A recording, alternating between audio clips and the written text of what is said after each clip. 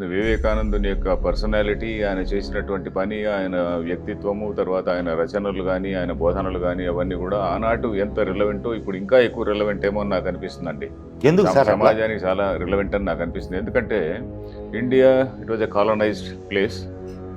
Colonised అంటే ఒట్టిగా physically, politically కాలనైజ్డే కాదు, ఇంటలెక్చువలీ కాలనైజ్డ్. తర్వాత already looted, lot of property was looted by the British people. అలాగే ఇంకా పొలిటికలీ ఇంటలెక్చువల్లీ అన్ని రకాలుగా కాలనైజ్డ్ అయినటువంటి ప్లేస్. తర్వాత పేదరికంలోకి నెట్టబడినటువంటి దేశము. సో అట్లాంటి సందర్భంలో బ్రిటిష్ వాళ్ళ ఎత్తుగడలు అవన్నీ కూడా ఆయన చూశాడు.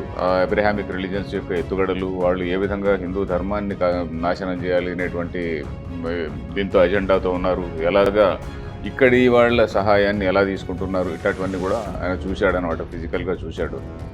తర్వాత ఆయన ఇంకోటి ఏంటంటే, ఆయన సమయంలో ఉన్నటువంటి ఎలాంటి థ్రెట్స్ ఉన్నాయో, థ్రెట్స్ అంటే మన సంస్కృతి, భారతీయ సంస్కృతి ఆ కాలంలో ఎంత థ్రెట్స్ ఉన్నాయో ఇప్పుడు అదే థ్రెట్స్ ఉన్నాయండి.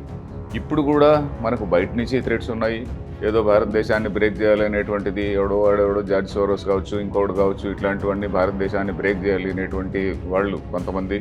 తర్వాత మన దగ్గరే ఉన్నటువంటి మేధావులు, మన దగ్గరే ఉన్నటువంటి వామపక్ష వాళ్ళు కావచ్చు, లేటెస్ట్గా వచ్చినటువంటిది మన కేరళ సీఎం గారు లేటెస్ట్గా ఆయన కూడా హిందూ సనాతన ధర్మం ఉంటే ఈజ్ ఈక్వల్ టు కాస్ట్ అంటాడు.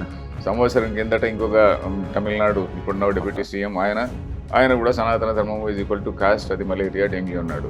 సో కాబట్టి వివేకానంద సమయంలో మనకు మన దేశానికి ఎంత ప్రమాదం ఉన్నదో ఇప్పుడు కూడా అంతే ప్రమాదం ఉన్నది. బయట శక్తుల నుంచి, లోపల వాళ్ళ నుంచి, అన్ని దిక్కుల నుంచి ఇప్పుడు కూడా ఉన్నది. కాబట్టి అప్పుడు అంత లేదనుకుంటున్నాను సార్, ఇప్పుడే ఎక్కువ ఉన్నది. ఎందుకంటే ఇది ఇంకా ప్రమాదకరమైనది. ఎందుకంటే వాళ్ళు నాటినటువంటి బీజాలు ఇప్పుడు వృక్షాల్లాగా తయారయ్యి వీళ్ళందరి మనసుల్లో చాలా గట్టిగా నాటుకుపోయింది. పర్టికులర్లీ కొన్ని ప్రాంతాల్లో, ముఖ్యంగా తమిళనాడు, కేరళ ఇట్లాంటి ప్లేసుల్లో. కాబట్టి అప్పటికంటే ఇప్పుడే మీరు అన్నట్టుగా ఇంకా ప్రమాదంగా తయారైంది అనిపిస్తుంది.